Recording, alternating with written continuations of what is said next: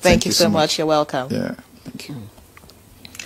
All right, Honorable. I mean, it's obvious we'll just have to start with you. And, okay, let me begin with the charge, you know, from the leaders of the National Assembly, both the President of the Senate and the Speaker, you know, to the legislators when you were all going for your recess. And he did say that, of course, recess should not be a holiday, but a time for serious constituency work, project, and oversight. And I'm just wondering, you know,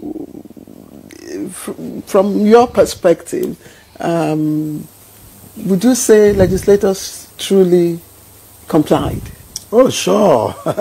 Even yesterday, the Constitutional Review Committee met, you know, public hearing for at the national level.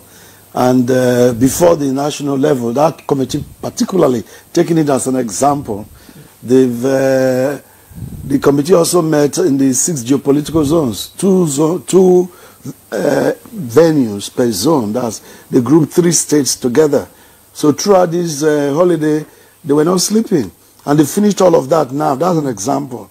So I can go on to give examples of other committees. I was in Sokoto with the Constitutional Review Committee, for instance. Yesterday I was in Transcorp. I was going to ask you to walk us through how you were able to balance your 2 months vacation, yes, and you know your constitutional duties. Well, you have to find a way to do that because the vacation really, it's a time for you to get feedback from your constituents, and you can't do without that, or otherwise you'll not be an effective legislator. You have to reach back to your people. They'll talk to you, you talk to them, you tell them what's happening over here. They tell you what they feel, what they want, and you see what's on ground. So that mechanism must take place. So when you are not on oversight duties, you get back home. And particularly now that everywhere people are talking about the elections, you just have to be home as much as you can. So our members now fully ready to resume our legislative duties? Sure. Sure, I know a number of members who have said they were getting tired of the holiday, staying at home, and you know the pressure that comes from being at home, the pressure when you're in your constituency because of where we find ourselves as a country. All right. You say that the members of the National Assembly were busy. Maybe you can speak for yourself, because I don't know if you can speak for all the members. I mean, both the House of Reps and the Senate, because of course, yes, we did see quite a few, on TV in their constituencies and, different projects being launched, but so many were not visible. You also talked about some willing to resume. Why do you think some are very eager to resume? You know, this matter of legislative activity, it depends on the individual. Nigerians, constituents should look at your legislator. If he is not attending plenary, if he is not keeping his office hours at the constituency office, if he is not doing his job you elected him to do, if he is not involved in oversight, you will know. And then every 4 years you know what to do. That's what Nigerians should do. But I must tell you that the vast majority of the members of this 10th Assembly were busy all through. I don't want to take the whole time. After that, I will give you details of committees, where they went, when and where and all that. You saw the one on the dam, the abandoned dam in the northeast that they visited. I saw it on NTA. So I can go on and give you several examples. So there are many who are very excited. In this 10th Assembly, we have a crop of young legislators who are excited to be members of parliament and who wants to prove that they can do something. And those ones particularly, you have to try to stop them. As chairman of Rules and Business, I have like one member will have like 30 proposed bills, 20 proposed bills. And I keep saying, young man, you just came, calm down. You will be here in the 11th Assembly and God help you in the 12th. You can't do all the bills in one assembly. And we are 360. We can't take you every day. So I can only list you on the other paper, maybe at best once in 2 weeks. So you have to start putting that gentle pressure on them. So that's why I say they are excited, they are eager to come back to work. This eagerness, does this include the fact that, I mean, in the news we're hearing that members are complaining about the fact that contractors have not been paid who embarked in certain projects in their different constituencies? Could that be one of the reasons they are eager to return so that something can be done about that? No, I think what you are saying now is already being handled. Not just for constituency projects, every project in the 2024 budget. The House, the honorable members are like, these are Nigerians who have done jobs in 2024. 2025 is coming to an end. They should be paid. A committee has been set up, and that committee is working. Your station reported the meeting with the honorable minister, and the resolutions taken. The circular that was provocative and causing the delay has been withdrawn. And project verification is ongoing. And I'm sure those that are verified are being paid. So that matter is already settled, as it were. So I don't think it's part of the reason why we are excited about coming back to work. Okay. Because the papers still reported that story this morning. That's the reason I'm asking you. Of course, you know the National Assembly is the whipping boy of Nigerian democracy. If your wife refused you last night, National Assembly must be the reason why. We know that during the military, there was no legislature. So when you are in a democracy and you are learning, it becomes missteps here and there, and you keep growing. Unlike the judiciary that was there during the military, though under this control and, and the executive, the military had their commissioners, ministers and all that, so everybody knew what to expect, but not for the legislature. So it's still a learning curve. So if people keep throwing stones, I wouldn't be surprised, because even in mature democracies, I must say that legislatures all over the world are not popular. They are asked to do the needful always. They are put on their toes. We do peer review with legislatures in other countries. So we go there, we watch them in session.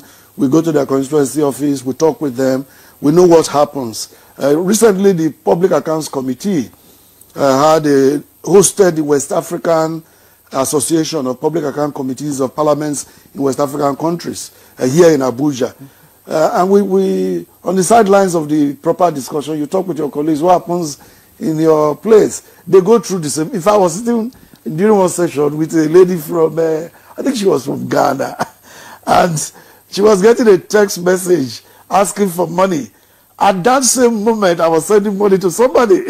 So she said, that looks like you are sending money. So she showed me a phone. Honorable Ivan, thank you. But leadership comes with some form of responsibility. I mean, that should also be part of your constituency project. The money is being sent to members of your constituents. But let's welcome... for your comments. So let's get back to Honorable now. You spoke earlier about the members being very eager. Of course, Nigerians too are eager to have them back. Hoping that some of the issues that have,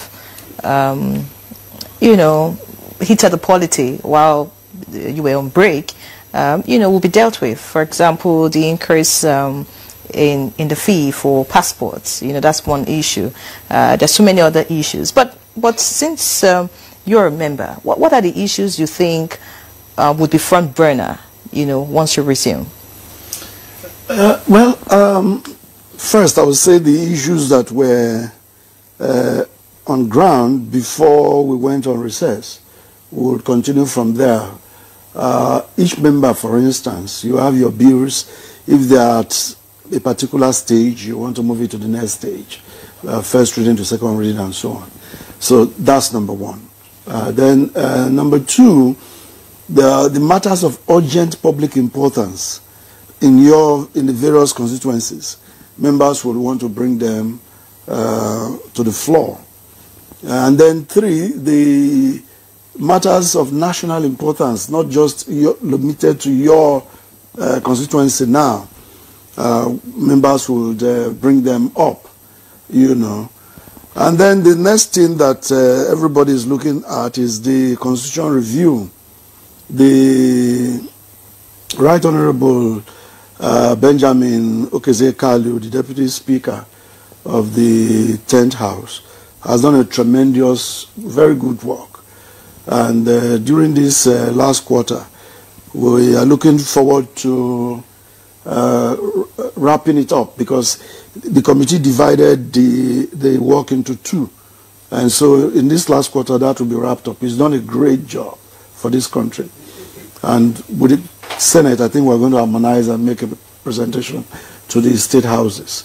But usually, when we come back from this recess, the major thing is the budget for the next year. So we'll be expecting the budget. Do you think talking about the 2026 budget will be important at this time when the 2025, I mean, the implementation around it is not yet... the way the budget is usually prepared, it has a lifespan. It is not the business of the legislature to execute the budget. And we did the budget 1st January to 31st December. We expect that the budget will be respected and implemented. Even during those days, when budget implementation was 10, 20, maybe 50%, it doesn't stop presenting for the next year. But in presenting the next year's budget, you discuss the previous. What were the challenges? What happened? So it doesn't stop presenting a new budget. A new budget must be presented, but then you discuss the previous. 2024, 2025 budgets have been implemented in terms of personnel, overhead, recurrent expenditure and all that. It's the capital aspect that has been challenging. I can say, sitting here, that 2024 is going... It's getting to be completed shortly. This is September, by the way. Yes. It's the style of the new president. Previous presidents will just close the chapter. We've had situations in this country where monies are returned to the treasury, where there has been releases, you know. But I think that this government believes that we lose value for money. Take, for instance, before the present FCT minister, the previous one was returning money every year. If you look at what those monies could have done in terms of infrastructure in the FCT, the value of those nairas he was returning then is no longer the same. So the country has lost.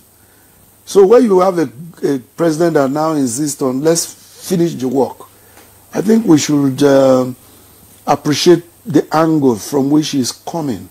Even if it looks like you're operating two budgets now, the capital content, or 2025, 2025 at the same time, we should appreciate the fact that this man wants to achieve 100% implementation. And this is his style. It's different from what we have seen in the past. And let's look at this style, whether it is working. We are here in the FCT. We can see what this style has produced, results. So I think we should allow the president to continue. Don't you think that having two budgets or three budgets, because I mean, if you're working on 2026 very soon, so technically to look like about three budgets, I mean, no. So because 2024, well, about rounding off, 2025, I hear that by the end of the September, you know, the capital part of it will be fully implemented. But I mean, this is September, just like 3 months to the end of the year. And then when you pass the 2026, don't you think it would lead to certain issues, maybe corruption or anything? No, no. By the time we are doing 2026 budget, 2026, the lifetime of 2024 and 2025 would have elapsed. The executive would have to seek for an extension of the life of those budgets if there is a need for that. But legally speaking, on the 31st of December 2025, the lifespan of those budgets would be over. All right. So the 2026 budget, when signed into law, becomes the budget in 2026. I do not see the presidency requesting for a further extension of the 2024 budget lifespan. You already said it would exhaust, you know, completely be executed, all the capital projects at the end of September. So it's 2025 that is the likelihood that the capital content will be extended further into 2026. And I don't see anything wrong with that. It's good for our country. And we'll allow you to, you know, take a breather. We'll come back to you. And I also have a response to the earlier remarks about, you know, the quantum of, you know, issues that you have. You said if a woman refuses, you know, the husband, the legislators will be blamed. I will respond to that when we come back, because we have a... You said it's breaking news. Yes. So I'm here while it's been announced. So it's breaking to you too? Yeah, that's but I want to say to my brother here that the issues he raised, some of them take inflation. Inflation is going down. Everybody has acknowledged that. So it's not a matter that is urgent to... There have been matters, there have been times in the past where we're called back from recess, particularly in the 9th Assembly, to come back to discuss urgent matters. So we do that. That we have not done it this time is because there were no such critical issues of national... meanwhile, the committees were working. We must give it to this government that the inflation is coming down, because you referred to that. So our country is getting better. And then I must also say that those in leadership would have looked at a number of things. For instance, next week is Independence. And ordinarily, even if we had resumed, say, 15th of September, for instance, when you get to the week of Independence, you wouldn't sit that week also. So resuming today would ordinarily mean you sit this week, and next week you're off again for Independence. I'm just trying to make sense out of the breaking news, you know. And, you know, but can you make Nigerians understand? You talked about the fact that oversight functions continues. Speak to us about the benefits to members of the National Assembly. Are all your benefits intact when you're on recess? It's if you look at recess as a time when you don't work. And then if you look at this, the average worker, when you're on leave, you still get paid. In fact, you are paid leave allowance. But we are not paid a recess allowance. If anybody brings that up... There's no leave allowance. You're paid your salary. There's no leave allowance. You say? We don't get leave allowance. No leave allowance. For in NTA? No leave allowance for civil servants. Okay. If you are on leave, you... So we don't get recess allowance. I've never been in the civil service. Are there allowances for your oversight functions and all? No, just provisions for it. For instance, if I'm going to go to FRCN for an oversight, there must be a provision of vehicle to get there. There must be water to drink. Anyways. So all those basic things. So technically the benefits are not changed. Sorry. You know, because he is a representative. I mean, you are a lawmaker. Yeah. You have your constituents. They are watching at this moment. I do understand you don't want to go into details of the, you know, resumption shift. But just give us some clarity. Your constituents would certainly want to know, you know, I mean, if this delay won't affect, you know, other legislative assignments. I don't think so, because, you know, usually in Parliament, the size of the order paper depends on what is happening in the country at the moment, you know. I am Chairman of Rules and Business. The order paper we had prepared for today and the notice paper for the week was very light. 2 motions, 2 bills, second reading bills, and that kind of thing, you know. So when there are serious matters as we go on, you could get up to 10, 15 second reading bills. So if anything comes up within these 2 weeks, it simply means that we should be getting ready for longer sittings when we resume. it means that it's going to be more work and more stress to the individual members. If you look at the legislative work, one of the things that affect us mostly is stress. And you find that many times when people leave the National Assembly, they don't live long. And for many who are there, they go through stress-related diseases. In the 9th Assembly, we lost, is it 9 or 10? In this Assembly, we've lost quite a good number. I don't want to talk about negatives. All right. So it's quite a pressure being in the National Assembly. But you beg to apply, and your constituents sent you there. Okay. So they didn't force you in. All right. But nothing will get bad. When we resume, we'll load our other paper and we'll tackle everything that needs to be tackled. Remember, time passed, we've given up our Christmas holidays. While Nigerians celebrating Christmas, we're working.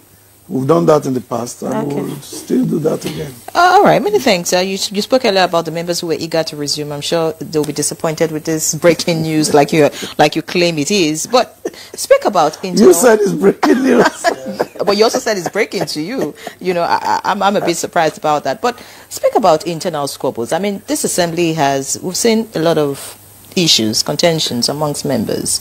Do you think that with this resumption, there'll be some form of, I do not know the word to use, some form of peace, amongst members? Are we going to see all the issues, in different quarters being laid to rest?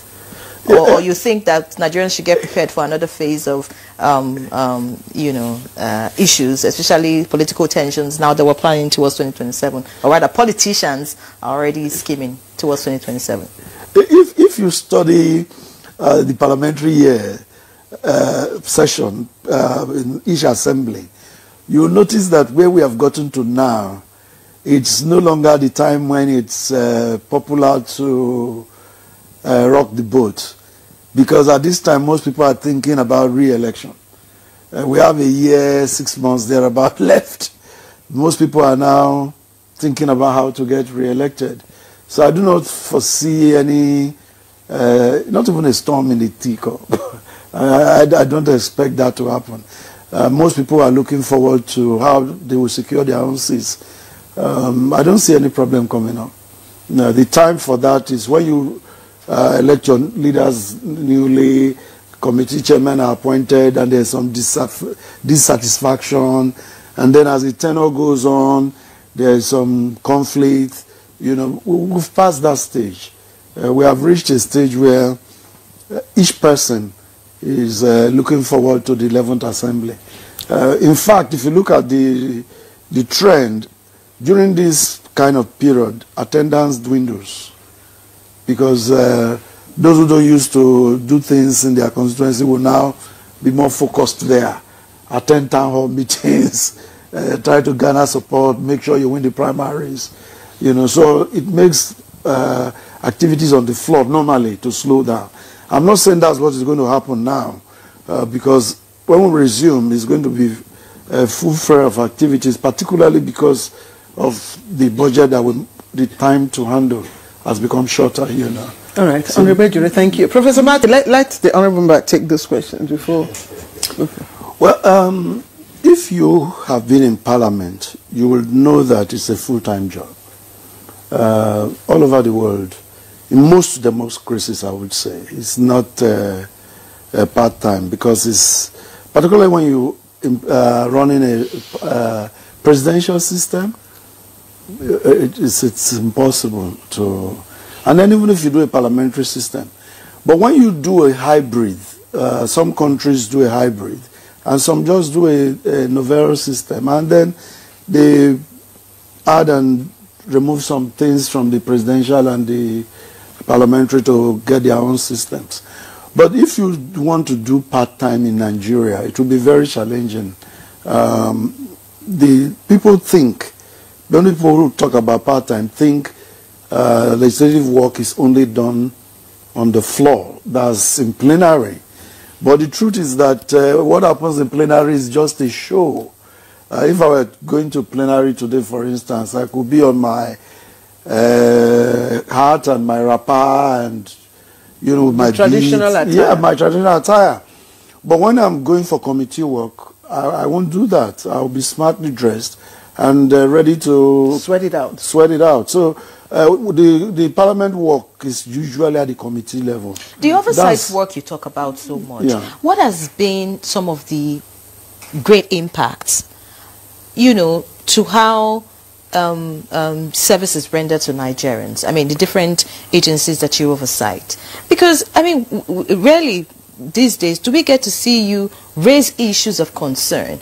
I mean, if you go to an institution and things are not working well, it's just very few times that we get to hear about that. So how well are you doing the oversight function that you talk about as your main duty? Yeah, the reason why you don't hear about that so much is because bad news for National Assembly is what sells. Good news does not. I'll give you an example. A few months ago, just before I went on break, the Public Accounts Committee again, for instance, brought a report which I listed, which was passed by the Committee of the Whole and then passed by the House, indicting a couple of agencies being asked to refund hundreds of millions, even billions in some cases. But if that is not reported, who is to blame? No. If it's not reported. Our job is to do it on the floor. Our job is not to start running around every agency. You see, is the news media, the fourth estate of the realm, we call it? You are the one, or the fifth, you are the one that you pick up that news and make sure it sells round. Do we have to, you know, go around and start ringing a bell and say, that didn't, that's an example. I'll give sir, I can give you several other examples. You see something that is going wrong and you ask that the particular head of that agency be changed. And before you know it, the news media has been compromised not to give publicity to that. So that's the challenge we face. What about the many closed-door sessions you have when you go on such oversights? Closed-door sessions. Many of the closed-door sessions, there are some, for instance, we went to Meduguri the other day, and we had this, we went around, we saw what the military is grappling with. By the time we want to now deal with sensitive matters about their postings and what happened yesterday. What makes them sensitive? What makes them sensitive? I mean, because you want to tell your opponent how the military is being deployed. You want to mention specifically those who were lives that were lost at such point. You don't want to do that. We understand that. Then if you even go into, the other day we were in Kano to look at the electricity distribution company. After they've done everything they should do, you now are scrutinizing their books. You don't want to indict somebody who, there are some things you may not understand. And you are now asking, why is this like this? And I'm an accountant by training. There are some who may not be. And then they see a figure in the book and then they ask a question that might be out of point. But then the press might pick it and say that problem is there in Kano Disco. So those are some of the things. But Nigerians have reached a conclusion that at the closed-door sessions, money changes hands. I wish it was so, because when I got into National Assembly... Oh, really? Yeah, I wish it was so. If you check the proportion of those who are affluent while they are there and those who are affluent when they leave, the proportion is very small. Take those who flound their vehicles and everything, who have left. I don't want to call any name. Check the number of those who were there at the same time with them. Many are suffering and many are dead. Now, if you look at what happens, when I got in newly, I had a small challenge, and somebody gave me an advice. Say, when you get into the assembly, be prepared to lose friends, because you won't meet their demands, all of them. Prepare to lose your health, because you are going to be, the stress will be heavy. I'm sorry, I have to... Also prepare to lose your wealth. Please, if you came in with ₦1 million, yes, by the time you are leaving, be sure that you are owing 10 million. So be careful. Sorry, can I ask you to pause a bit, because we have more questions, and we're running out of time, so that we can take some more questions from our guests. So this is from Abraham. He says, let the National Assembly inform the masses about constituency projects and the amounts. He says, Nigerians are left in the dark. The honourable member should explain why you postponed your resumption.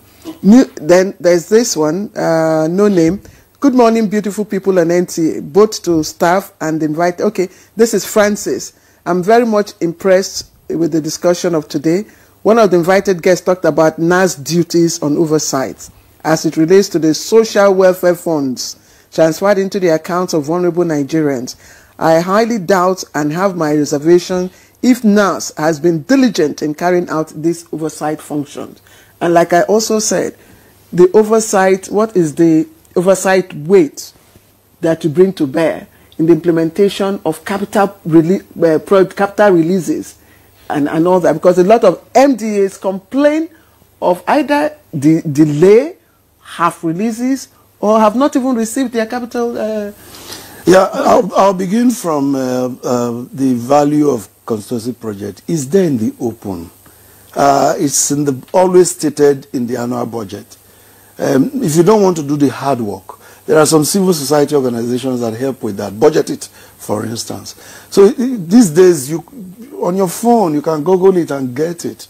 So to say that value is being hidden is not true at all. It's clearly stated in the budget, and you have access to the budget online and everywhere. Talking about resumption shift, I'll first deal with the one on welfare oversight. Oversight, yes. Yeah, oversight is being done. Take the social welfare. I don't want to go into very specific names, but you will find what has happened in the Ministry of Humanitarian Affairs. I must say that Parliament played a great role to bring to bear the fact that some things were going wrong. It's it's part of the legislative oversight, the derivative that we got from that. But of course, we didn't get the benefit of the applause, because we are never applauded for anything that we have done right. You know, and there are many things that you keep saying that. You keep saying that. Yeah, these gentlemen have praised the National Assembly. Oh, thank you very much. They have had good words. Professor Maton has also said good words. Thank you very much. Yes. Thank you very much. So I think you need to be more transparent and accountable. Thank you. Because he has parried the issue. A comment here from a viewer. It says, hello, good morning, Nigeria. I'm Ahmed Ibrahim. If a legislator in the House claims to be unaware of the sudden extension of recess, does this not point beyond the lack of unity to deeper issues of transparency, internal governance, coordination, and respect for due process in the Senate and House of Reps when urgent crises are facing Nigerians? I think Dr. Shure. Yes, you have the last word. Yeah. Yes. The 10th House of Representatives has brought in openness a week every session, every year, where you can go in and ask any question. You can see anything. Right Honorable Tajuddin Abbas, PhD, as Speaker, the Right Honorable Speaker, has instituted the openness. And this 10th Assembly is one of the most open in the history of our country, and it's going to be more open as we push for that. So, are you going to be open to Ibrahim's comment? Ibrahim Wada, she just read a comment, a message from Ahmed Ibrahim. Ahmed Ibrahim says, a legislator in the House claims to be unaware of the sudden extension of recess. Does this not point beyond a lack of unity? No, please, we don't want to push you, but can you give in 60 seconds? Yeah, we got the breaking news of the postponement this morning. And so we're going to interrogate it, of course. And it was signed by the clerk. Members are going to interrogate it, of course. All right, thanks. It's time to put off our mics and. Indeed. I like that. Yes, we need to put off our mics. Oh, you didn't get your 60 seconds. We have put off the mic. So, some other time. Some other time we will give you the opportunity. Thank you so much for being our guest. We do appreciate you. Dr. Aminu Hayatu, Department of Political Science, Barrow University, Kano. Thank you so much for being our guest and sharing your insights with us. Professor Kabiru Mato, political scientist, who joined us via Zoom. Thank you so much, Prof, for your thoughts and comments on the program this morning. You are deeply appreciated. And of course, Amsri Ajanaku, please remind us next time you're here that we need to extend your mic when next you come. When the Senate resumes. When the Senate resumes officially. Yeah. Amsri Ajanaku, Executive Director, Grassroots Center for Rights and Civic Orientation. It was indeed a pleasure. Thank you so much. And yes, you got the breaking news from us, so you need to maybe, tip us or something. I mean, Ejirogan Francis Wive, Chairman, House of Representatives Committee on Rules and Business, and member representing Ughelli North and South Udu Federal Constituency. It was indeed a delight to have you. Thank you so much. And of course, wishing you all the best as we resume, in a few days. And we hope to... Few weeks. Okay. All right. We hope it's not extended further, by the way. So yes, and of course we hope to have you back, when resumption kicks off, and of course all the issues that we have talked about. So that's Good Morning Nigeria this Tuesday. Thank you for watching. I'm Yan Ray John. Don't touch the dial. I'm Claire Adelabu Abdurrahman.